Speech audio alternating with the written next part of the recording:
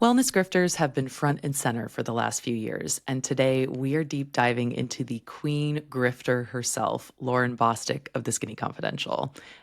Hard emphasis here on the con. I'm Maggie Gelson Burnett. And I'm Mallory Hagan. I cannot wait. This is pretty furious.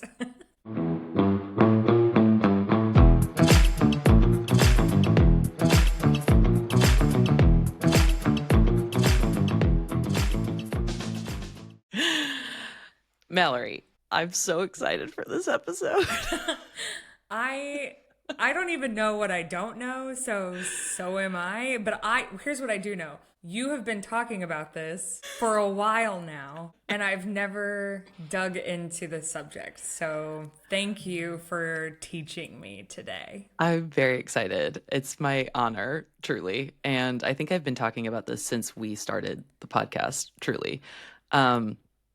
And speaking of wellness grifters, Mallory, I got blocked on Instagram over the weekend. Oh my God, by who? by by Courtney Swan of Real Foodology on Instagram. She's one of those people who does those like Costco videos where she's like walking she's through like, Costco. This is all the bad stuff that's in the thing. And they're like, this is going to give you cancer. Yeah. This is what Aaron Dittmer was talking about when we had exactly. her on. If you haven't listened to that episode, go back to it. But Aaron was like, that's just rage bait content. Yeah. And she has since kind of fallen into the like real food babe sort of category where she's like, I'm going to lobby on Capitol Hill for Kellogg's to remove red dye 44 or whatever the fuck they're interested in. So anyway, yeah, that's honestly one of my prouder achievements to date is being blocked by her. But I'm actually really. What did you do? What did you say? She posted that she was at the White House with like Dr. Mark Hyman and just like a bunch of other like grifty McGrifters. Okay.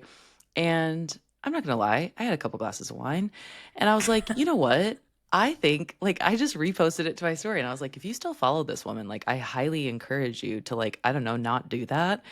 And because the misinformation she spreads is so crazy. It's all of these like wellness grifters. They just spread like, you know, they're just like, this will give you cancer. This will give you cancer. And it's like, can we chill the fuck out really quick? But anyway, I basically was like, you should unfollow her. The only reason anybody is doing this in that field is to make a shitload of money. Like they don't care about you. And she messaged me back and she goes something to the effect of like, I can't imagine being against something that would make other people healthier. And I was like, you're fucking delusional. This is, by the way, Please tell me you said that. Oh yeah, I did. And by the way, responded? this is on the heels of the big beautiful bill getting passed in the middle of the night. This is like the day after. And I'm like, that's really rich of you to say, considering that they just cut SNAP benefits and Medicaid for millions of Americans who cannot, like, who will not be able to afford healthcare. So anyway, I digress. But she's an asshole and she blocked me. So it's a really good Bye. achievement. Yeah, it's a really, really good week. And you know what? I guarantee you in, I don't know, maybe 2 weeks, you'll forget she ever existed. 100%. I'm actually like, I feel really good about it. Like, I think I really do. I feel very good.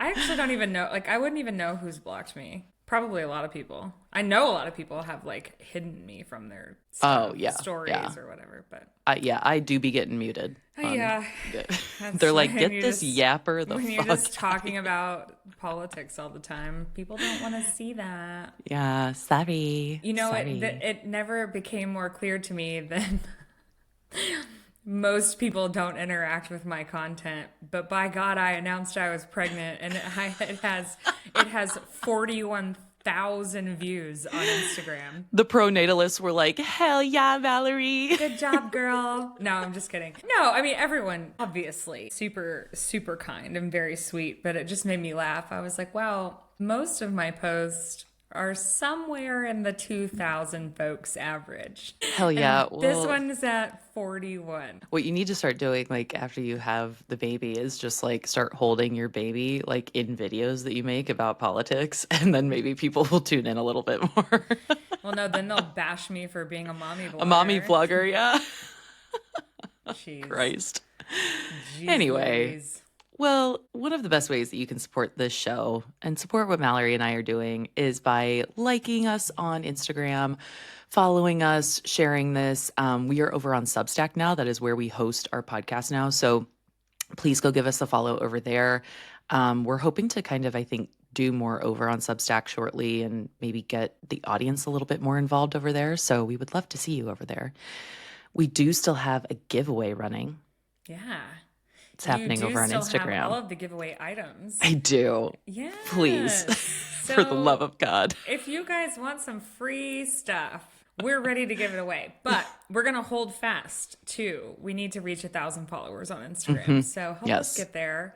We would Yeah. appreciate it. And if none of that sounds good to you, just sharing one or two of our reels or TikToks will help us gain some reach, which would be nice. Absolutely. And then a couple of other housekeeping items. Rage reports. We've been doing those over on TikTok and Instagram. If you have something you would like for us to cover, send us a little note. We'd be happy to. Yeah, what's making you rage? Trying We to do love those getting angry. in between our episodes to stay on top of what's going on in the world and also make sure you know too. This one I did this week about the fact that we don't have autonomy over our bodies if something were to happen to them if we're pregnant was just mind-blowing to me, and that makes me, as a pregnant woman, absolutely enraged to think that something could happen to me. And in Alabama, where my will is denied, that they could do whatever they wanted with my body or my baby inside of it, which is just crazy. Insane. It's so insane. I'm like, cool. Tell me that you think that I'm just a machine without telling me that you think I'm just a machine. A machine, an incubator. But Yeah, anyway, truly. well, we can't be pretty furious without being pretty first. Maggie, what do you got? Okay, so this is not necessarily like a, something you would put on your face or anything like that. So this is have you heard of this brand? Being Frenchy is the brand. No. It's at Show Target. me again? It's this bottle. Oh, okay. No. And it's at Target. It's very well loved, as you can see. I'm almost out. But it's the Be Frenchy Palo Santo Sage Hair, Body, and Linen Mist. Okay, now I also have Hair, this body, and linen? yeah, I mean, honestly, just spray it wherever the fuck you want is basically what they're saying. Just And yeah, literally anything goes. And I also have the lavender cloud scent, and that is gorgeous. But I think this is Ashley Tisdale's brand, if I'm not mistaken. I met her once. What was she like? It was interesting. Which is Mallory's way of being like, she was a bitch. No, I'm kidding. But yeah, I mean, she's got some great scents though on her line. So- I am so glad to hear that. And you know what? That was a long time ago. Maybe we've all Maybe grown she's and evolved. grown. Yeah, maybe she's grown. What's your before, product? Before we move on though, can I see your nails? I'm liking your nail color. Thanks, girl. It's giving like Malibu Barbie a little bit. Thank you. That was exactly what I was going for. It's so funny because I had these when I got these right before I went to see Beyonce, and my sister-in-law also got her nails done, and they looked fabulous. And they were like a kind of a deep red, sort of our logo color red. And she was telling me, she was like, when I first got them done, they came out with this like Malibu Barbie pink. And I was like, absolutely not. Like, no, thank you. And I just held up my hand and I was like, hey, Like girl. this? Yeah, I was like this color. But it's okay. I really struggle. I went through a phase where I would do like funky stuff on my hands, and now I really struggle to have color there. It's like it's almost like it distracts me while I'm doing stuff. Yeah. But I don't have nails at all because baby, sad. My product is a lazy one, but nonetheless, Maggie, your experience with your fungal acne breakout saved my life this week. I used Head and Shoulders on my face. Shut up. Did it go away? For 3 days and it went away. Bitch, Yeah. I am so serious. Like, that is, what a gift. I just felt like one more time. Head and Shoulders, Head if you and ever want to Shoulders. sponsor this podcast. I mean, it was bad. Like, I sent you photos. Yeah. My face was from my neck down here all the way to my forehead, completely broken out, swollen. And before I tried Head and Shoulders, I obviously just cleansed and like didn't put anything else on. I even took Benadryl. That's how swollen my face was. Took Benadryl, didn't do anything. So then the next day it got worse. And that's when I was like, do you think this is what you were dealing with?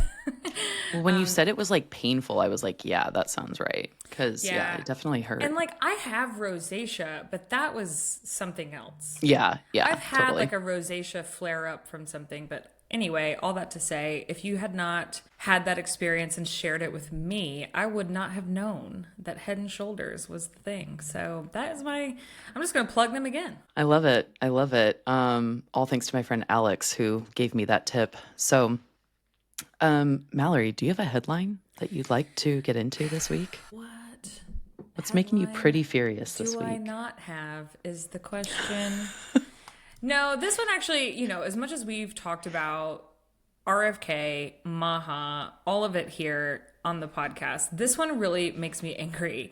So, Maha, Make America Healthy Again, put out a report recently that had a whole, bevy of findings. And while that's important, what's more important now is that it's coming out that that report was full of errors, full of misinformation.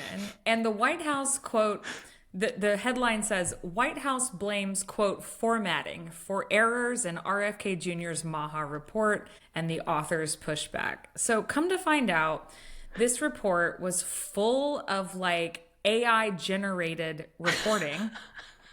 So there were all sorts of things that were just flat out not true. Love that.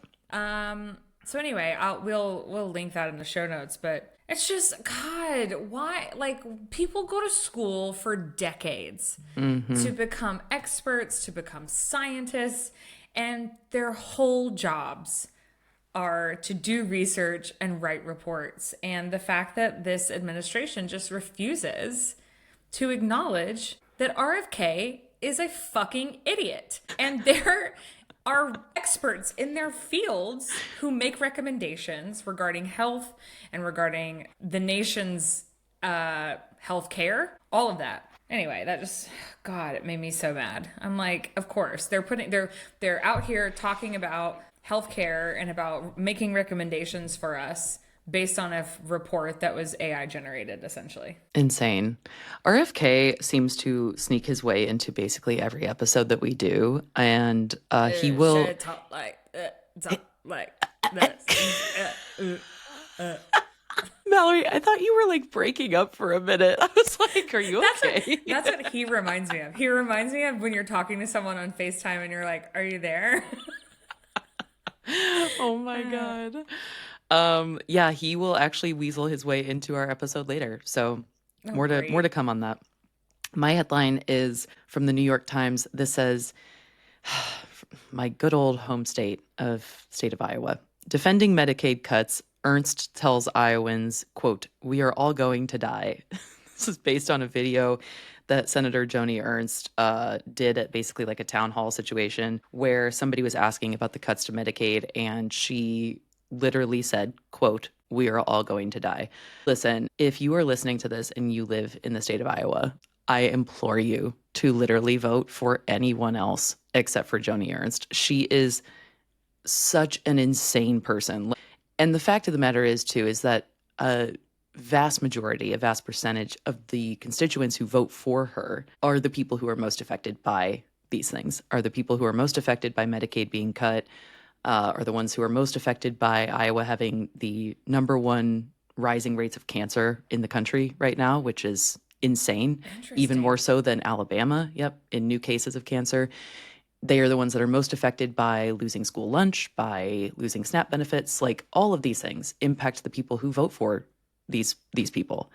So Wow. Anyway, if you're listening and you're in Iowa, vote that bitch out. Jesus God, she's terrible. Well, it's just, I mean, we were talking about this on our work chat. It's like the Republicans are a death cult. Everything that they're doing. I mean, when you consider the cuts to U.S. aid and how they celebrated that, how they cheered at that, knowing, and it actually just came out, the New York Times just had, it was an op-ed, but they were reporting that it is estimated that 300,000 people have died as a result of the cuts to U.S. aid at Elon Musk's whim, and doing the bidding of Donald Trump. It's like, when you combine that with the cuts to SNAP and Medicaid, and I'm just like, you guys are out here celebrating that you're taking assistance and aid and help away from people. And her response is just, Well, I mean, I guess we're all gonna die at some point. Like, what? Like, she's so crazy, dude. I hate that woman. Super pro-life. Yeah, super, super pro life. Love that for all of us. Okay, so speaking of being pro life, so Mallory, there's something happening on TikTok and Instagram right now concerning Lauren Bostic of The Skinny Confidential. And Can it I just relates tell you to, something? yes, I couldn't pick her out of a lineup. I have no idea what she even looks like. I when I tell I can't when I wait. started out by saying I do not know anything about this, I could not even tell you what she looks like. This is the best like moment of my life. I think truly, like you don't understand. I've just been jonesing to talk about this in depth for a very long time. So, speaking of like pro-life, fertility, all of the things, she is under fire right now for a podcast episode that went live, I think earlier this week, and there was a clip posted onto her TikTok and Instagram talking about infertility. And basically, this whole episode is just an absolute shit show. It's a smorgasbord of just like two women yapping who have no fucking clue what they're talking about. And everything they're saying is not rooted in science or fact. It's all just like the pseudoscience-y fuckery. So we will play that clip a little bit later in the episode. But Mallory, have you ever heard of the Skinny Confidential in any capacity? Yes, because you recommended first their ice Yes, roller. their ice roller. Correct. You're And absolutely correct. so I asked for it for Christmas and And I it's a got it. great product. And then I brought it on the show and you proceeded to remind me that you had That they're since shitty learned people. something.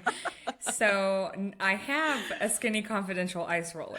Perfect. And that And is the extent of all I got for you. perfect. I love it. Okay. So basically, yes, we are going to talk more about my history with the Skinny Confidential and kind of how I got into reading Lauren's blog and listening to their podcast and then how I got out of that. But first, we're going to do kind of like a little bit of a brief intro into the Skinny Confidential. So, the Skinny Confidential began as a blog of Lauren Bostic's. Her maiden name is Everts in 2011 when she was attending San Diego State. Now, Lauren said that she had initially started this blog because she wanted one spot where everyone could, quote, get the skinny or, quote, get the juice on everything. Mallory, quick question for you. Have you ever heard the term get the skinny on something? Yeah, it means like get the bare bones version of it, right? That's, I'm so glad that you've heard of that because yeah. as a young adult, like in my formative years, coming across the Skinny Confidential, the only thing I think of at that time, the only thing I ever thought of was like just being thin. So of course, Oh, yeah. that was a huge Well, I mean, reasoning for there was an obvious double entendre that was meant there. exactly, Yeah, exactly, it wasn't just get the bare bones version. But exactly, yeah. correct. So Lauren basically at the time cited a gap in the market. And listen, well, I am not denying that as I don't think that they would have gotten anywhere if they, with this brand, if that weren't true. I do wish that I had $1 for every time a white woman started a business because she felt that there was a quote gap in the wellness sector. Yours truly is humbly included in this demographic. I digress. Wait, what gap did you see and did you seek to fill? I did Sidebar. women's health coaching. So I was like right out of college, I worked for a company that was a health coaching firm that basically like partnered with companies and partnered with their insurance provider to essentially like run their like wellness programs. So you know how insurance programs will be like, if you walk 10,000 steps a day, then you get this fun little thing or whatever. Like Oh, we would like come in work and perks and stuff like that. yeah, kind of. And we would do like health assessments and like this is all in Alabama too, or in like started in Alabama and then I did like rural parts of the Midwest. So I was working with like factory workers, blue collar workers. It was a really Interesting. interesting time. And Okay. then that led me to get into women's health coaching. I was really interested in that and then kind of got out of the wellness industry shortly thereafter. So let's go back to kind of like their history. So Lauren comes from a father and from a family of a person who's a successful entrepreneur. He's a restaurateur. And then Michael, her husband, Michael Bostic, also came from an entrepreneurial family. So his dad is the owner of a company called JetBed, which manufactures beds for private jets, LMAO. Okay. You know, whenever you hear stuff like that, it's like obviously you know those things exist, For sure. but then you just never, not once in your life, ever think about who makes them. Exactly. So Like I'm who going makes to the trays in our airplanes? Couldn't tell you. 100%. Who makes like the screens for it? Yeah, Yeah. everything. Yeah, Yeah. it's crazy. So I want to give context as to my relationship to the Skinny Confidential because I think it matters in sort of understanding like the wellness to alt-right pipeline, which is very much kind of what Lauren Bostic has been on for several years at this point, but especially the last couple of years. So I think there's a lot of like uniqueness in this because I was an avid fan, avid consumer of products, an avid reader of the Skinny Confidential for many years. I found Lauren's blog in 2015. I would have been 19 at the time. And I initially found it because I was looking for, you guessed it, a new workout regimen. Oh, And I goodness. was desperately like trying to get in shape for the pageants I was doing. I was sort of perpetually on a journey to be thinner. I think most women can probably relate to that in some capacity. But I basically came across Lauren's Instagram and I started following her for her workout tips. Um, Super rich considering that Lauren has like absolutely no credentialing like whatsoever in any industry. And at the time, I had more credentialing than she, like at least I was like a certified personal trainer at the time. So like she just had no credentials at all. So in the field of health and Which wellness. is a continual problem. There are a Right. lot of people on the internet who are giving away advice who have absolutely no credentials, but Yeah, continue. exactly. So her blogs about, hit workouts and making sure that you were getting a rise in your heart rate and letting it come down and rise and come down. That's how you burnt fat. And then the lemon water in the mornings on an empty stomach. Like I just loved that shit because I was Apple just cider so vinegar. yeah, I mean, I was just desperate, man. I just wanted to be thin. Like, and this is how it kind of all begins, right? Like, we all know a wellness or a beauty blogger that we began following because we had this deep desire to be thin. And there's something And about them that is aspirational. I'm exactly. saying this without still not knowing what this girl looks like, but I'm Yeah. assuming based on a level of socioeconomic status that has been described both by her father and her husband's family that there is an aspirational element of what she looks like as well. Yeah, exactly. She's conventionally attractive. She's thin. She's, white. Like, that's a huge piece of this. So, thinness, whiteness, displays of wealth, both subtle and not so subtle, those are key items in Lauren's content from Jump. And it's still continuing to today. Can we sidebar? It's interesting. We have never really done a deep dive or anything into Miss America, and that's my fault. But participating in a swimsuit competition alongside other women was actually the eye-opening experience to me that some people are just born with it. I'll never Hmm. forget how there was a year I competed and this girl won swimsuit and had openly admitted that she never really had worked out. She ate whatever she wanted. And she won because they were like, oh my God, isn't she so in shape? And I was like, this girl couldn't run half a mile if she tried. Like, Yeah. she's so unfit. So I think I as much as I have issues from that era of life, it also made me really skeptical of people who I was like, oh, Yeah. she's so beautiful, she's so thin. And I was like, well, that doesn't mean anything because Yeah, I have exactly. seen and witnessed women who just were born that way. Yep, exactly. Yeah, genetics has so much to do with it, especially like, I mean, I have a bachelor's in exercise physiology, so this is something that we study throughout my schooling. Like, the fact that genetics plays up a huge component of your entire body composition, from Yeah. the risk factors that you will have, from the diseases that you will have a high probability of getting in your lifetime, from your weight to height to all of those things. Like, to your aging process, it all is impacted by genetics in some capacity. So anyway, as my health journey, we'll call it that, kind of like ultimately grew over time, I became an avid fan, like I said, and a reader of the Skinny Confidential. I would log on at night on my laptop in school, read some blog posts, and then go to bed. It was kind of my like little ritual. And then in 2016, Lauren and her husband, Michael Bostic, launched the Skinny Confidential Him and Her podcast, I believe is the name. His and Her podcast, something like that, whatever. Interesting. Aside from that being a fucking terrible name, it's so bad. It's like What is this? you're like a What is this? Your bathroom sink? You're like a branding genius. Like, what are you talking about? Like, it's just so bad. At this point, she's like regarded as like a branding guru. So it's incredibly interesting that she was like, I'm just going to name it the His and Her podcast or whatever the fuck it's called. Yeah. But anyway, I digress. The show features some insanely prominent names. So they've had Gwen Stefani on, they've had Gwyneth Paltrow, they've had Caitlyn Jenner, Jessica Alba, Andrew Huberman, Piers Morgan. The list goes on and on. Oh, Piers Morgan. Why? Yeah, crazy. Goodness. Well, We'll get to that a little bit that should have later. been some foreshadowing. So wait, is Well, this actually, podcast still active? Do they still? absolutely. Yep, absolutely. Interesting. And they are still pretty consistently ranked in like the top podcasts ever, like in the United States. So Okay. they have been up there next to Joe Rogan before. Like it's a super popular podcast. They average What do I live a under a shit rock? a Never, shitload not of downloads once. a month. It's crazy. But you've probably actually seen the like logo for it at some point, I'm sure. But a couple of guests that I just want to interject really quickly that we will come back to are Tommy Lauren and Chelsea Clinton Oh, have both been on the podcast. okay. So we'll circle back to those because they kind of play like a bit of a key component here in the podcast's popularity, its virality, all of those factors. So the podcast becomes wildly successful and wildly popular, namely amongst white women who are ages like 35 and younger. The show is consistently rated, like I said, in the top podcasts in America. So people just fucking love this show. And I think a lot of people saw it as sort of if Call Her Daddy and almost like a wellness podcast, like I don't know, Andrew Huberman had a baby, it would be this podcast. And so people who were interested in wellness loved it.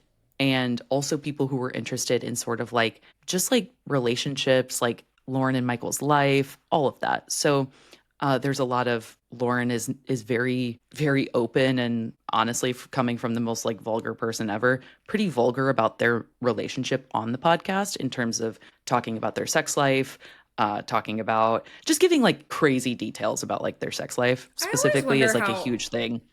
I always wonder how couples come to that decision. Like I I couldn't be feel me. extreme. Couldn't be me either. I feel Couldn't be extremely me. protective of. I feel extremely protective of. I want to share about our life and our marriage because that's my life, but also not everything. Why and who? Yeah, I mean, it I really don't is know. interesting of like, shouldn't you keep some things for just you and your spouse, you know, like, and keep it contained within like the confines of your marriage? And it honestly does feel at times, especially because I don't listen to the show anymore. And I did listen to part of an episode in preps for this episode. It does feel really bizarre and really jarring, honestly, to like listen to a couple talk intimately. And it's usually Lauren who's like bringing up comments about their sex life, which honestly sort of just tells me that like maybe you got a shitty sex life. I don't really know. Like, Like I'm not maybe really it's not sure. great. But like she's always the one that's bringing it up. So I digress. Interesting. All of that to say that like even though she does this, even though there's like these awkward interactions between the two of them, she interrupts him a lot. Her voice sucks. And honestly, that's just coming from somebody that's a personal preference. I have a really big thing about voices. My dad's a voice actor. It's a thing. Also, I'm neurodivergent as fuck. Like, if you have an annoying voice, I'm not listening to your podcast, like, full stop. So, anyway, all that aside, people just, like, could not get enough of the show. A lot of their guests are, as you have probably gathered, within the health and wellness industries or in those spaces. So, they would share a lot of tips on, like, eating healthier, what workouts that were worth doing, what skincare to focus on for anti-aging, what products to use, et cetera, et cetera. So, Mallory, let's kind of circle back to you made a comment about Piers Morgan being on this show. Yeah. Why? Mallory, What a random unhealthy man. If we were gonna go on no other metric, that man hasn't been on a treadmill in God knows how long. Hundo P does blow regularly, like not even a question. Absolutely. Like, Probably true. so Yeah. Mallory, can you tell me what you know about getting on someone's podcast of that caliber? About getting on their podcast? Like a Joe Well, Rogan or a Skinny Confidential or like a really top podcast? I would imagine you would be having one of two things. You would have your own stardom and celebrity and a great, manager, agent, PR, publicist, whatever. The other would be that you're having a moment of virality in some capacity. And even though a lot of people might not know who you are, there's a niche group of people who Hmm. do. I Hmm. think about this with Call Her Daddy a lot. She has people on all the time, and I'm like, who is that? I have no Hmm. idea. Right. So those would be the two main ways I would see someone being on a really large scale Hmm. platformed podcast. So, what if I told you that people could actually pay to get on a podcast? Well, I guess you could do that too. Yeah. But Do you have any guess as to what people might pay to go on a podcast like this? let's see. Maybe let's call it 20,000. According to Bloomberg, Michael and Lauren were charging anywhere between 20,000 and 50,000 to have guests on their show, usually on the higher end of that spectrum, for a single appearance, because that's how popular they felt the show was in terms of reach, and to the point where there was almost like a halo effect of a guest coming on the show, in the sense that if they were associated in some capacity with having been on the Skinny Confidential podcast, there was after effects of that that were really positive for their business, for their own personal social media followings, etc. Hmm. Wow. So I'm just flabbergasted by that. yeah, I'm it's flab crazy. I'm not necessarily flabbergasted at the idea of paying to be in a publicity space. Hmm. I am more flabbergasted that I am chronically online and I have been for, I don't know, the last 15 years. I've never listened to an episode. I have no idea who this woman is. None of these things. And you've got celebrities, people with their own shows. Piers Morgan has had his own show for Uh-huh. God knows how long. They're paying to be on? I mean, I guess Yeah. that's a way you don't need ad revenue, I reckon. You just charge people to come on, but still. Yeah. So I think people view it as, yes, both an investment in their marketing budget, and then also, yeah, like it's a great way to reach a really broad audience. So Maggie, may we know that life someday. you know what? Hell yeah. Like you know what? Lauren, you want to have us on? Let's chat, girl. Just kidding. I would punch her in the throat. Anyway, so let's keep going here. So because they have this wildly successful podcast, in 2018, Michael Bostic, he goes in with a woman named Raina Pachansky on their own company called Dear Media, which focuses on female-forward podcasts. They have an impressive list of shows under their belt, including Khloe Kardashian's show, Khloe in Wonderland, the very popular show, The Toast, Let's Be Honest with Kristen Cavallari, amongst many others. Heather McMahon's podcast is under Dear Media. Gabby That's Bernstein's disappointing. podcast. I know, it really is. A lot of their shows are centered around wellness, dating, relationships, and health. So, and most of them, if not all, are all like white women who have these shows. I could be wrong on that, but How from what dare I they? gathered, yeah, exactly. Us two white women talking about those So, white women. How dare they? but it's like, fuck, man. If you have like such a large platform, like the least you could do is like throw a person of color a fucking bone and just like, come on. Like, it's just like, tell me you're a Trump supporter without telling me you're a Trump supporter. Your entire portfolio of like podcasts under your belt is just all white women. Like, Hmm. okay. Anyway, it's just tired. And listen, I could be wrong on that. I don't know. I didn't really do a deep dive into like who is all under their belt because I don't really care. Uh, I do care about this part though. So, Dear Media very quickly grew as one of like the hottest and biggest podcasting networks ever, specifically for women. So, when I started my own show a couple of years ago, one of my goals was to get picked up by a company like Dear Media or like Lemonada Media or a predominantly female run and a female forward podcast network. So, I have a little treat for you in that I spoke with a former Dear Media employee. And I spoke with her, it was late last fall, if not early January. And basically, what had happened is I made a TikTok last, I think, November, talking about the Skinny Confidential and how I thought they were incredibly problematic people, how I used to be a really big supporter of them and or big fan of everything they created. I have bought their products. I've listened to their show. I've read her blog, all of the things. And I made a or a TikTok talking about the ethics of Michael and Lauren Bostic because I was getting really weird vibes for many years. I had unfollowed Lauren in like 2021, I think. Okay, pause. Hmm. What was giving you the weird vibes? I think we went from like So, history to I had got weird vibes, but what was happening? yeah, I got weird vibes. I mean, primarily 2020. The year 2020 gave me a lot of weird vibes about a lot of people.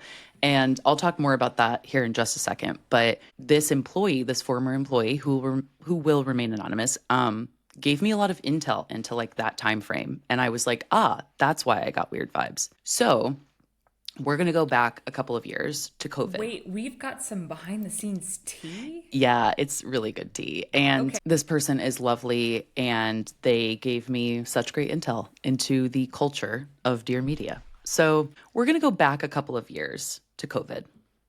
And at the time, Dear Media's offices were located in LA.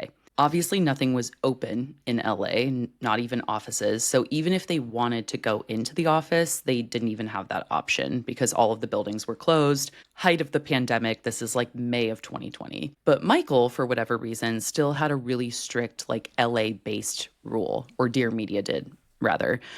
Like you So had to meaning stay in the city even if you weren't exactly. working from your Exactly. Allegedly, Okay. allegedly. That's what this person told me is that they had to all of the employees had to stay in LA during the pandemic. So a lot of the young people working for Dear Media, by the way, Dear Media was not paying them anything astronomical, I'm sure as you can imagine. All of the people who were not from LA, which is like literally everybody, they had to be away from their families during one of the scariest and most uncertain times that Yeah. we've ever seen in our lifetime. They are paying rent in LA. Like that's not cheap. Yeah. That's a lot Without of being able to enjoy any of the benefits of living in LA. exactly, Yeah. exactly. So it's like it's why people left New York during COVID because Yeah. why would we stay there? So it was said that Michael allegedly made comments about wearing masks. And I don't know, man. It's just like the fastest way to tell me that you're a Trump supporter is to be like a little crybaby bitch about wearing a fucking piece of cloth over your face. While also yelling that this is a free I'm free. I'm Oh. free. And Yeah. also, Michael has a Don't Tread on Me tattoo. Bye. See you A later. tattoo? A tattoo, a full tattoo. Okay, I thought just tiny. I thought Don't Tread on Me was for libertarians. Like Don't Tread on Me is the government as a whole. Yeah, So isn't that crazy? how did Trump supporters get wrapped up with the Don't Tread on Me? I have a neighbor who flies both flags. I'm like, my brother. Republicans are not libertarians, and the concepts are very anyway. Okay, so Bizarre. he has a tattoo. Yes, I'm pretty sure on Okay. like his forearm, I think. Oh Yeah. my god. So then the Black Lives Matter movement ensues. And at the time, the Skinny Confidential had a super popular and really large Facebook group. It was a private group that you had to like request to join. But it was basically like, I mean, at the time that I was in it, I remember it having like, I think 50,000 members. It was fucking massive. It was an enormous Facebook group. And it was to chat about products we were using, chat about episodes, chat about, this post on Lauren's blog and just various different things. So I think at one point, something really shifted in this group where people started talking about COVID. They started talking about Black Lives Matter. And they started talking about just sort of like, generally speaking, the political climate that we were in at the time. And I think a lot of Because how this, could you not? because how could you not? How could you not? Especially if you are somebody who is even remotely interested in like health or wellness or any of that, then you understand how inextricably tied health and wellness is to, you know, treating our world better, to the health of the planet, to, infectious disease, like all of these things, to racism, white supremacy, like all of these things tied together directly with health and wellness. And so it's no surprise that people in this Facebook group were like, we're going to talk about this. So I think what started happening, and I'm kind of speculating a little bit here because I think I left the group far before this, but like basically, I'm pretty sure people started getting into like, comment wars on this group and like, Yeah. just, yeah, whatever. As they did everywhere else. Right. Standard Facebook shit. So Lauren closes the group, just deletes it. What? Gets rid of it. Yeah. Just out of nowhere. Like there was a lot of speculation that it was like, because of the Black Lives Matter stuff predominantly, there was a lot of speculation about it being COVID specific. There was just tons of different rumors about this Facebook group. But I think it's incredibly sus that somebody who has this enormous community, an enormous platform, Yeah. would just all of the sudden close down this group Yeah, where especially people were something that connecting a large. lot. Yeah. Yeah. And like people were connecting now If over important stuff. if for no other reason as a business owner and marketing guru to have access to that many involved and active subscribers. I mean, if you're in a It's Facebook group, crazy. you're Yeah. subscribing to that whatever it is, It's crazy. It's really so wild that this was a decision that was just sort of like seemingly very flippantly made. And so she closes the group. There was also at Dear Media a lot of nepotism happening. So, for example, which we see with a lot of like young startups. So, for example, Paige Port, she is Whitney Port's sister. Did you ever watch The Hills? Yeah. Yeah. So, Paige Port is president of Dear Media. And her sister Whitney's podcast is very unsurprisingly housed under the Dear Media family of podcasts. Paige began as a senior manager of business development at Dear Media, or at DBA, which is the parent company of Dear Media. And she had no previous business development experience, at least according to her work history on LinkedIn. So she very quickly moves into a director role and is now the sitting president. I'm going to just tell you right now What? my exact role right now with the company that I do a majority of my contracting for, I am technically a senior business development, like consultant, manager, whatever you want to call it. But then I also do the brand development side. It took me 4 years to get into like a managerial role. And I had worked in tech and then moved over into like the marketing side. So to say that like you could go from a role that was, I don't know, a project manager or a content creator or whatever, and then move into a senior managerial position is absolutely insane. That's insane material. Also, business development, people call it that, but that's sales. It's It's sales. networking, it's understanding. Yeah, I mean, It's understanding a that's sales cycle, interesting. how to close a deal, like that. Those are all skills that like you really do have to hone for usually many years, unless you're just like naturally gifted, I guess. Unless you're But Whitney Port's sister. unless you're Whitney Port's sister. So anyway, so the salaries were also pretty laughable at Dear Media, unsurprisingly, according to my source. And eventually, later in 2020, Michael and Lauren announced that they are relocating to. Do you want to guess what state they moved to, Mallory? Utah or Tennessee? They relocate from LA to Texas. Well, that would have been a close third. I loved that you said Utah first, though. I'm just imagining like all these white people being like, you know what, I've had enough of these Black Lives Matter folks. Let's go where they don't have any black people. You know that big titty milkmaid dress that Evie magazine was promoting? Yes. It's Yes. like Lauren's like, I'm gonna buy my big titty dress. And go to Utah. Yeah, as a sidebar visual, the first time I went to Utah. So I'm from Alabama. I've said this many times. Alabama has quite a large population of people who are black, and like 30% of our state, which is Oh wow, that's I don't think I pretty knew large that. comparatively to the nation.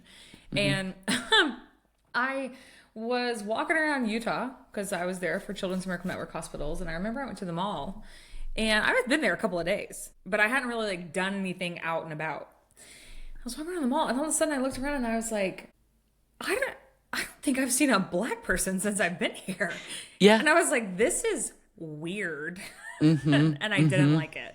it's bizarre. It's bizarre. So yeah, that was my Yeah. thought, was hearing about they obviously didn't appreciate Black Lives Matter. They were like, where can we go? No, yeah, no.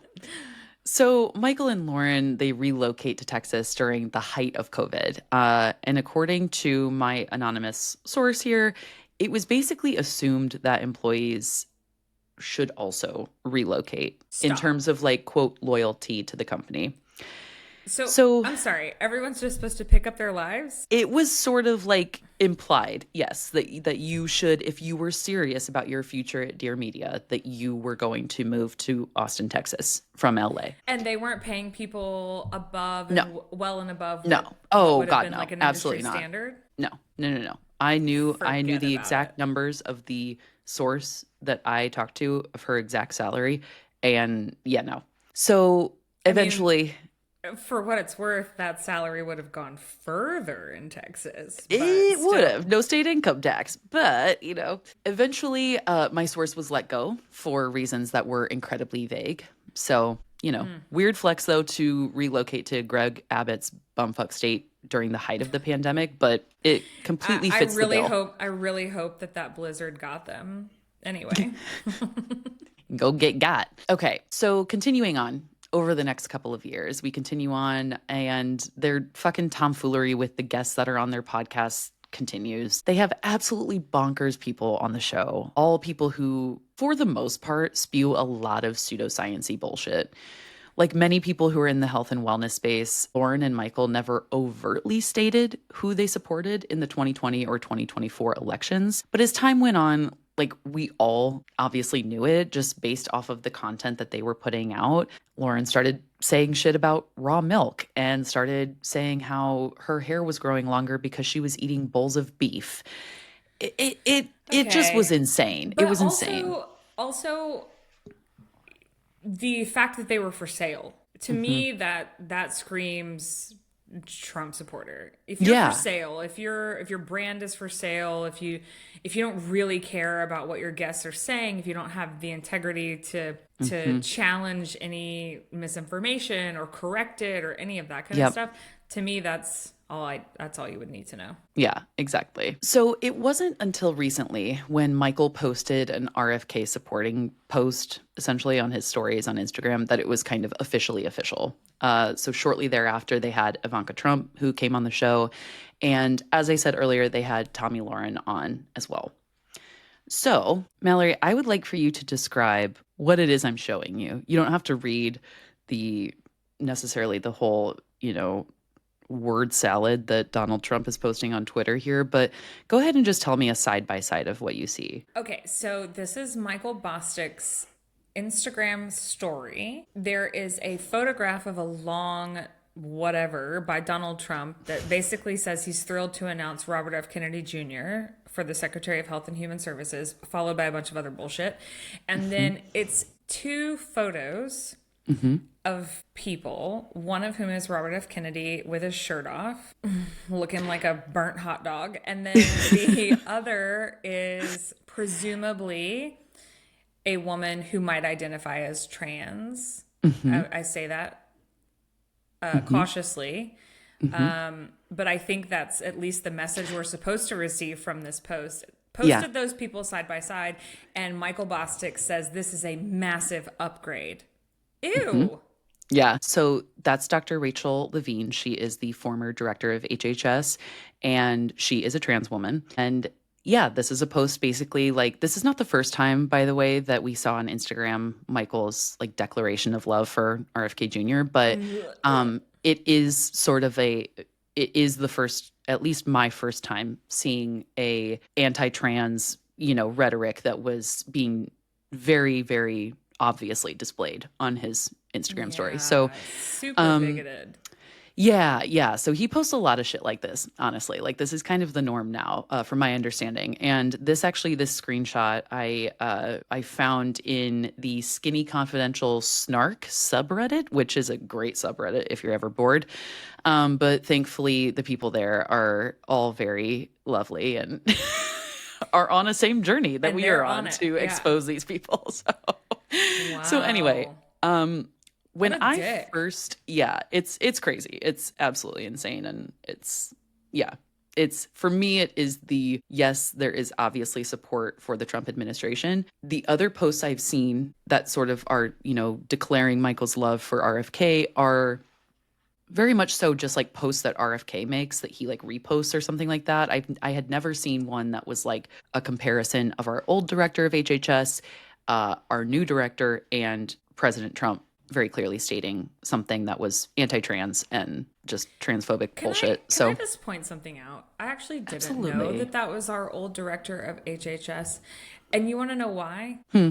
Because the agency was presumably operating the way that it should. Yeah, because they're And not problematic. because they weren't problematic and there was no reason for me to be concerned. Correct. Correct. But Yep. now That's just simply not the case. Okay. Yeah. So when I first made a TikTok associated with kind of like the ethics of the Skinny Confidential, I had mentioned that Tommy Lauren was sort of an example of a really dangerous guest that they were promoting and giving a very large platform to, when she already has, let's be clear, a very large platform on her own. I got a few comments stating on that video, well, they just had Chelsea Clinton on too. And I just want to Chelsea make a Clinton's not problematic. correct. I just want to make a really quick distinction about that. That even if you wanted to classify Chelsea Clinton as a leftist, as a progressive, as a liberal, I mean, all things aside, you really can't. She's definitely like Democrat, truly. She's more of like a centrist Democrat. Sure. And as of today in America, Democrats are essentially like left-leaning centrists. So there you have it. But even if we wanted to say that she's a progressive, the problem is that Tommy Lauren is out here spewing misinformation, full stop. She spews off facts that are less than Fox News standard of coherence. Like they're just stupid as fuck. I would categorize, like, I would not have a problem with one of the Bush daughters.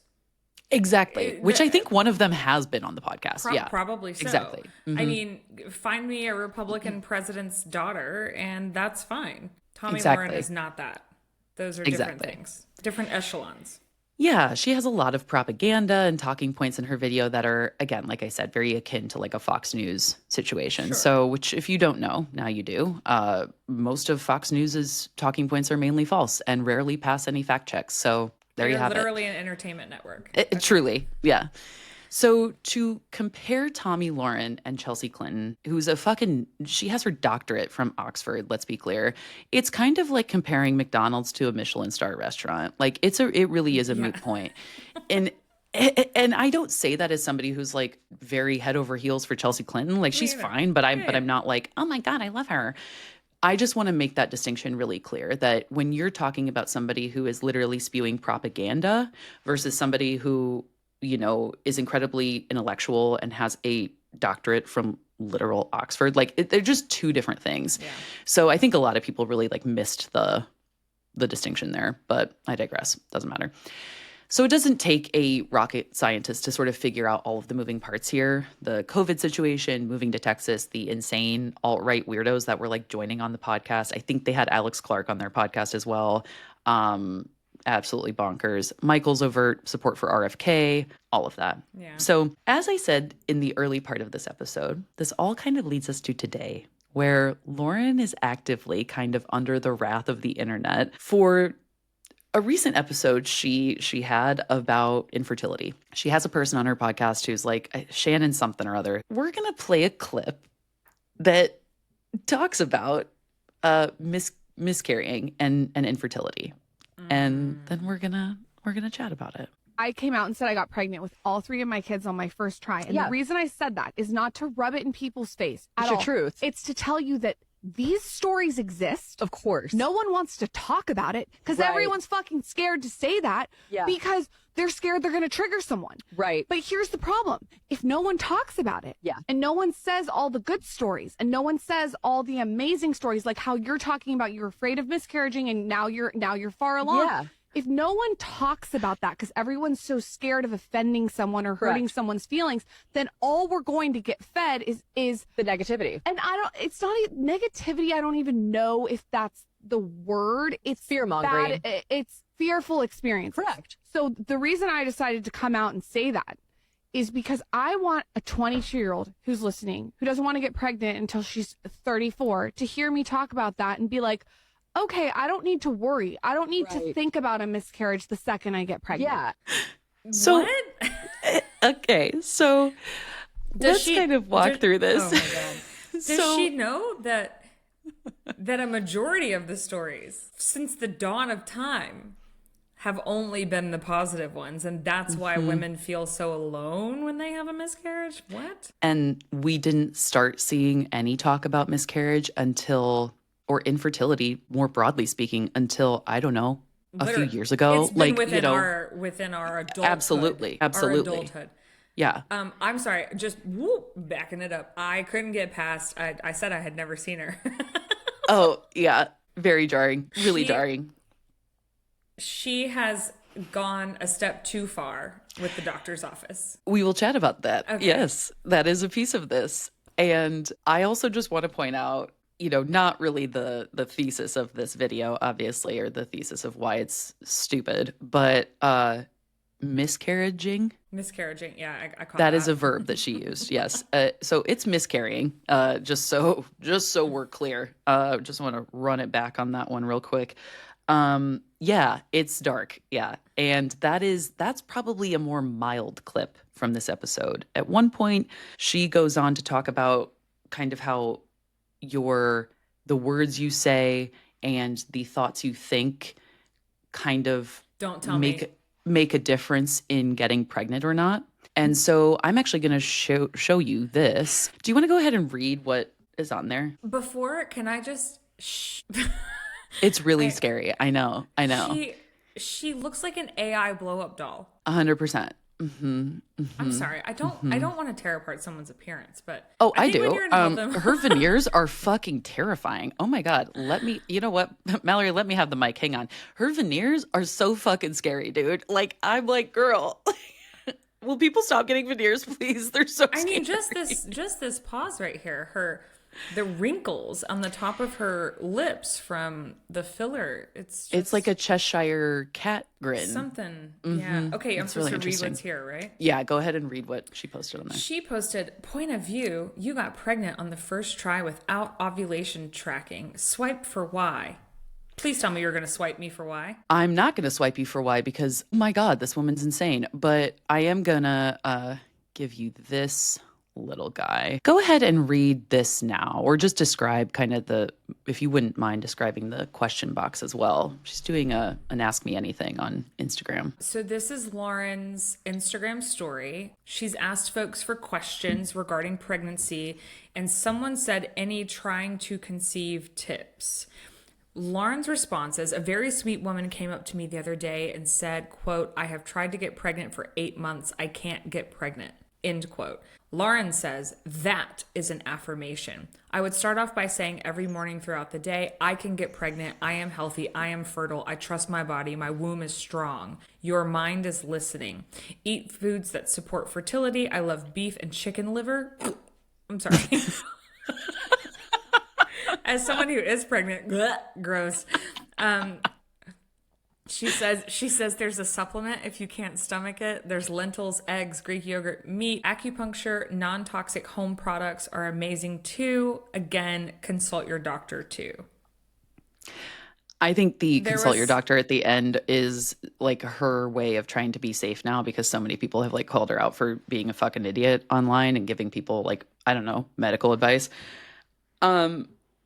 Yeah. So just manifest it, Mallory. Like, duh. I mean, I guess like if I'm playing devil's advocate here, I could see how if you're in a cycle of negative thought or feelings, you could make it more difficult by a variety of factors. Absolutely. However, the idea that it's first of all on you as a woman, I think is the most problematic take of all of it. This is not a single-handed experience. And what we have learned, especially in the past several years regarding fertility, is so much of it is also about your partner. Yeah. So if you're not getting pregnant to express to other women that they just need to eat better and think nicer thoughts is insane. It's insane.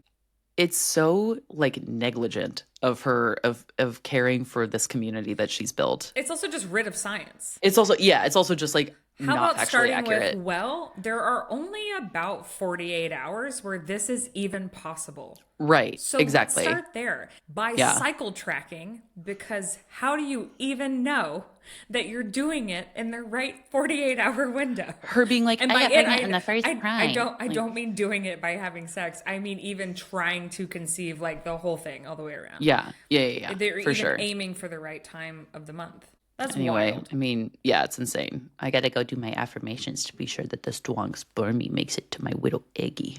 Anyway, sorry, Maggie. This coming year, I'll be talking you through your affirmations. And you know what? In the 2 week in the 2 week wait where your mind is just unwell. It's a roller coaster of emotions. Every single month that you're not pregnant is another blow, and it's so difficult. I just think it's such an insensitive thing to say to people who are on that journey. Yeah. And The it took us over a year, and yeah. we went through fertility treatments, and like I would say I was pretty good till about the year mark, and then I was like, this is some Mhm. bullshit. Yeah. I was I like, mean, okay, I did the year. That's enough. yeah. It's, I mean, yeah, to chalk it up to being like, an issue of, it's almost an issue of like morality, right? Like if you are not taking care of yourself enough or taking care of your mind or your body and not eating like organic 100% grass-fed raw fucking chicken liver blah blah blah, like then you by proxy like you're not worthy of having a baby is actually the most insane shit I've ever heard. And Well, it's the also, entire thesis of like the alt-right pronatalist movement is that like there's a morality associated with being able to conceive, like, and well, that tell you are that to not. every teen parent that's ever existed. Exactly, exactly. It's like there's also a component of like, well, if you can't get pregnant, then like you're not a real woman, like blah blah blah. It's like, oh my Definitely God, that. get fucked up, like get fucked. It's just ridiculous. So she also has had guests on her show that are wildly problematic in other sort of facets of women's health. So we're gonna watch one more clip. A lot of doctors off air that will not say this on air, and you don't have to agree or whatever, but I have heard that some of these scans actually cause things, specifically the mammogram. Yeah, I've heard a lot of fucked up shit off air about how the mammogram squishing and squeezing and manipulating your breast isn't great. Is there radiation in a mammogram? There is radiation involved there. There are studies that it actually, I want to be careful about saying this, but increases your risk of breast cancer, these preventative screening. If anything, it didn't decrease outcomes, mortality from breast cancer. If you don't mind me asking, what do you do when it comes to that? You're a woman. I'm not interested in a mammogram. That's So yeah, dude. And God, I let me wish we just had played that for Alan when she was on. I've heard in conversations off air that you heard from who?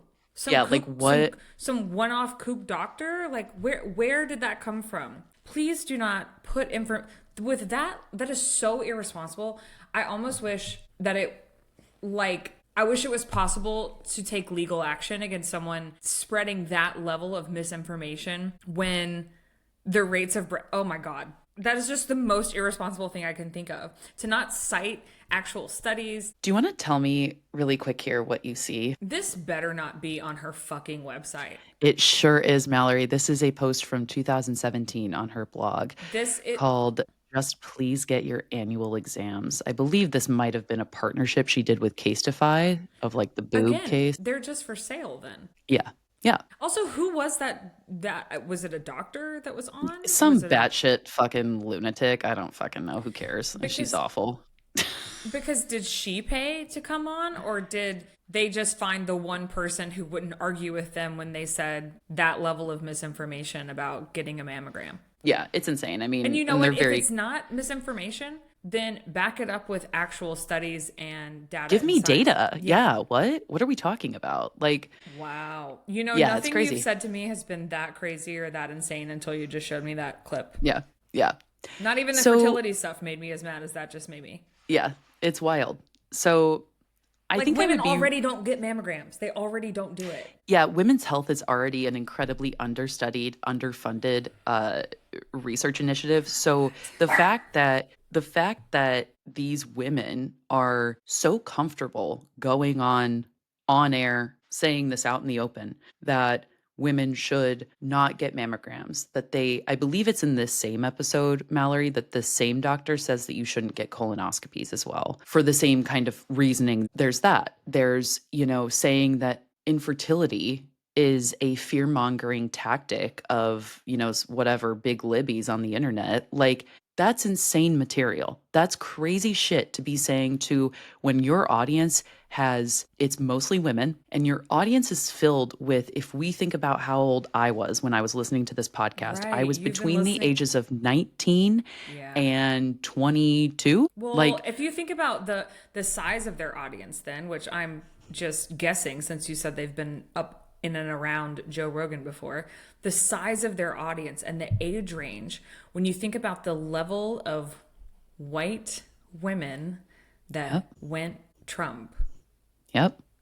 Wow. And you consider, where have these women been getting their information from? What sources are they taking in and then taking that source as fact, right? Because it's a white person's favorite thing to take a sound bite and misconstrue whatever it says, or not even look at the data, because they can't interpret data. That's why we have data analysts and people who do this for a living. Then they take that misconstrued, misunderstood data set and then share it as something completely different. And that 10-second sound bite goes viral on the internet. Yeah. And suddenly you have a bunch of white women who are like, I'm voting for RFK Jr. because make America healthy again. Like, go fuck yourselves. This is the most irresponsible, insane shit I've ever, and it just gets worse. It just keeps getting worse. Or saying, I heard that getting a mammogram can actually cause cancer, so I'm not going to do that. And then you're dead because you found stage 4 breast cancer when it was too late because you didn't get a mammogram. Whoopsie daisy, because you what? listened to Lauren Bostic. Yeah, Oh my congratulations. God. Yeah. So this sort of plays into a much bigger picture about how they run their businesses, how they show up online. And I would be remiss if I didn't quickly touch on Lauren's wellness, quote, routines and her Skinny Confidential product lines, which I think directly correlates with a lot of this. So according to Forbes, the Skinny Confidential company does about $10 million in revenue a year. And that's from a Forbes article from last year. So it's unclear if this is product lines only, if this is the podcast as well, or what combination gets us to that 10 million. But suffice to say that they're doing just fine, as that probably doesn't even begin to touch the brand partnerships that they do, Dear Media's revenue, etc. It's likely fair to say that a decent bit of this revenue stems from the products that the Skinny Confidential ends up selling. Now, this is an excellent case study in if it ain't broke, don't fix it. Because Mallory, at the beginning of this episode, you said to me, you have the Skinny Confidential ice roller, and I had recommended it to you. One of Lauren's first products that she designed was, and it went massively viral, was this ice roller. And as an avid fan and owner of this ice roller, it is the last remaining Skinny Confidential product that I have because it is a really fucking good one. Although I will say that someone on the Skinny Confidential Snark Reddit did find this exact ice roller on Alibaba for a whopping $16. No way. The Skinny Confidential charges $79 before tax and shipping for this ice roller. Now, listen, it is a great product. I will give her that. The design is brilliant. It stays cold forever.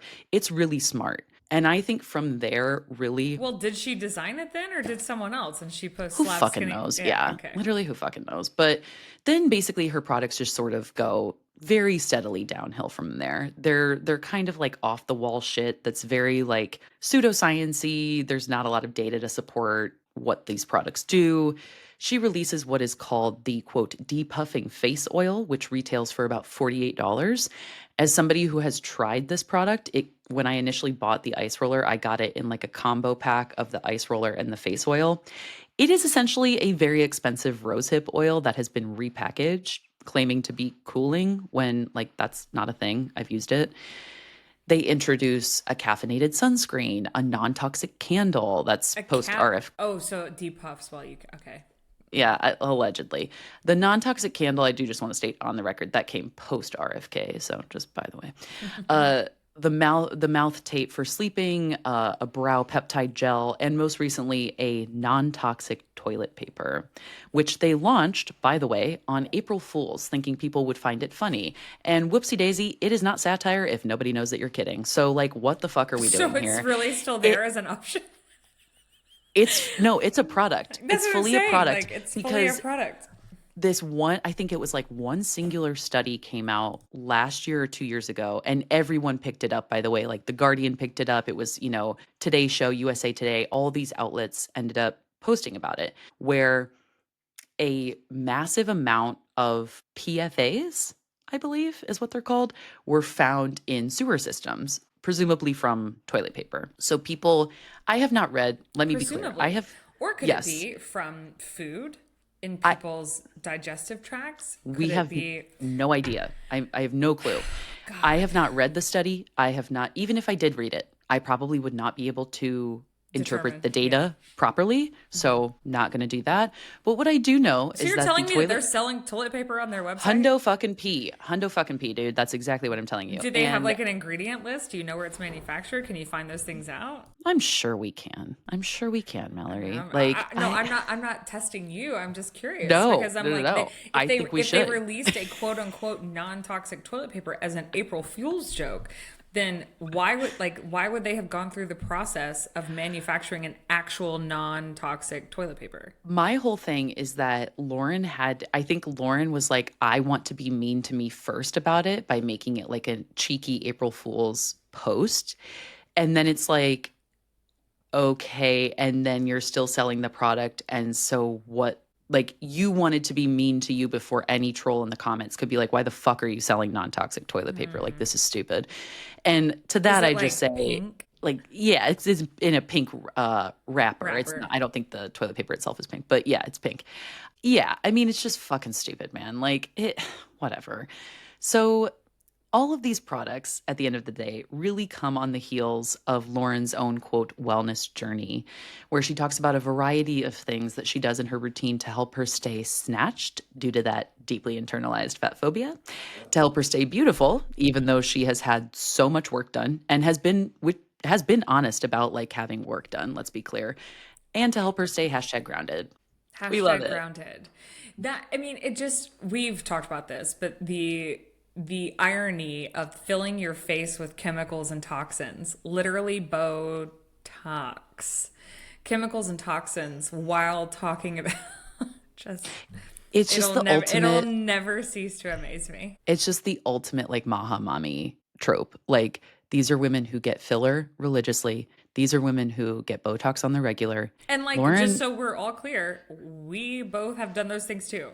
So I have gotten Botox since I was 26. Like, I don't have a problem with that. Yeah. Exactly. But I do want to make it clear here, like something I was thinking about earlier is that I think a lot about the concept of like getting injectables as it relates to choice feminism. And like, if we're getting injectables, we shouldn't be allowed to comment on another woman's choice to do that because that's her choice and that's what feminism means.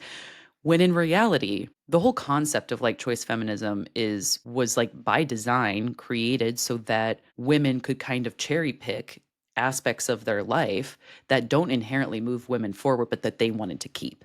So let's be clear. Mallory and I are very aware that even when we get shit injected into our faces, that we're not necessarily doing humanity a fucking service. No. Like, I'm not...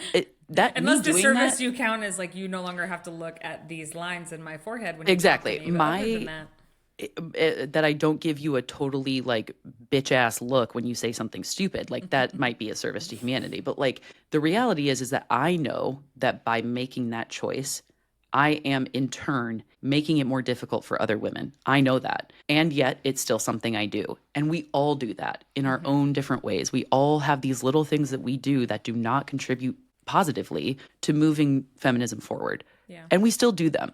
But I'm not going to sit here and tell you like, oh, it's totally okay if you want to get like all of this work done and you want to have liposuction, which she's had and she's been very open about. That's totally fine. Like, you're still a feminist. You're still like a girl's girl. Like, nah, bitch. Like, you're not. Like, no, it's not. That's not how this works. At least openly admit that like what you're doing is setting a standard for other women that is an unachievable standard. And that sucks. Like, well, I also think there are two different ways to look at that. The two of us don't have enormous platforms yet. And with those enormous platforms, there is responsibility. Exactly. And I think if you're going to do those things, like you said, being able to acknowledge that like, you don't see anything wrong with anyone else. This is just what makes you feel better for yourself, or for your relationship or whatever it might be. And my TMJ jaw pain, that really helped me. So anyway. I think there's a slight difference there. That's all. Yeah, absolutely. So a couple of other things that Lauren has said she really likes having in her, quote, routine are tongue scraping, beef bowls, beef tallow, raw milk, salt lamps, lymphatic drainage, and intermittent fasting, just to name a few. What does a salt lamp do for you exactly? Mallory, hang on. It's so great that you ask that question because I want to show you what this looks like and what Lauren says a salt lamp does for you. Okay. All right, Mallory, what do you see here? Okay. This will answer your question perfectly. Lauren Bostic posts on her story on Instagram, good for sore throats and muscle cramps and electrolyte balance. Also, you should know what improves the air quality. And I'm looking at a plugged in salt lamp, I guess. With a link to the salt lamp, no less. For my electrolytes? Be for real. It purifies the air. I would have more respect for her if she said, this calms your mind. It's a calming visual in your space, and it's good. Exactly. And by having a calm mind, you can whatever else, and then I'll sell you the shit. But my electrolytes, ma'am. So as I am sure that you have gathered by now, most of this is like her very clear eating disorders sort of personified in pink packaging. A lot of her products are sort of like indirect relation to that. After I made my last video on TikTok talking about the Skinny Confidential, someone commented and made a really excellent point. And they said, if she uses all of these things, why does she still need plastic surgery? If she swears by all of these things, why has she had liposuction? If she swears by all of this, all of these things that she's doing in her day-to-day, why does she need to keep making new things and keep promoting new things? Because she needs the money. Answer to that, my friend, is capitalism and patriarchy. Reminds me of in Legally Blonde when Brooke's character, she's like, Yeah. I was getting liposuction. No, I know, I'm a fraud. It really is like that. So, I mean, I guess at least she's public about it, but still. It's just insane, man. And I really quick just want to give some honorable mentions here before we wrap up this episode of just like various things I've noticed in the last, near decade of sort of knowing who this person is and following her. And I don't follow her anymore. Let's be clear on that. But, just being in like her sphere. So a couple of honorable mentions are the weirdo comments that I stated earlier about their sex life. She stated on a recent podcast that Michael was, quote, finger banging her. What? End quote. How old is she? Lauren Bostic is 39. Okay. She was born in 86. So yeah, that gets an honorable mention. She again talks so like overtly, just openly about her and Michael's sex life. It's jarring material. It really is. That phrase is so uncomfortable to me. Yeah, it really is deeply. I just want to be clear. It would be uncomfortable to me if I was 17. It's way worse at the age of 36. Yeah, I feel like she was referencing something from when she was younger, but also like even if she wasn't, like especially if she wasn't, like why y'all still doing that? We're grown ass adults. Come on. Like, yeah. What are you talking about? So, okay, that's so embarrassing. What's the next yeah, one? she also constantly interrupts Michael, which I find kind of hilarious and also like really frustrating, I'm sure, as just sort of like a great indicator of like, I think their marriage. It's really interesting. Like one of the most annoying things that could possibly be done to me in my relationship, and Ty knows this well, is to interrupt me like when I'm having a train of thought, because ADHD people have a really hard time like getting right back into the train of thought. And so unless you have two ADHD people together, then it can work. But it's like if one person's neurotypical and one's neurodivergent, it's like, no, don't fucking interrupt me. But she does it constantly with Michael. It's very bizarre. Her voice, that sounds like nails. I know I've mentioned this already. As somebody who's like probably autistic, I just have to say, like, her voice makes me so irate. I cannot do it. That I understand. I know very interesting, well-intended folks who have podcasts, and I just can't do It's it. dark. It's dark, man. It's really tough. I actually have friends that I listen. I'm sorry, I don't listen. I watch their like TikToks and stories. I watch them and I just watch the captions. I can't. You just like mute them. Yeah. It's like, yeah, it's something about the octave or like the way it's, I don't fucking know, but it's bizarre. And then last but not least, mentioned this previously as well, but like Her Smile, sponsored by Veneers and Cheshire Grin from, is it Alice in Wonderland? That cat? Yeah. Yeah. So anyway, Mallory, that is the tea, the skinny on the skinny confidential and Lauren and Michael Bostic. And I'm sure there will be so much other tea that comes out probably sooner rather than later.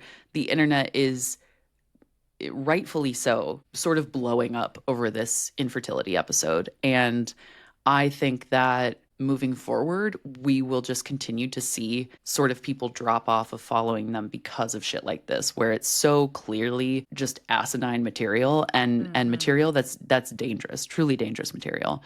So anyway, there you have it, folks. All opinions are my own. Well, I just feel, I'm like, God, thank God I never got into the Skinny Confidential. And thank God I had no idea who Lauren Bostic was.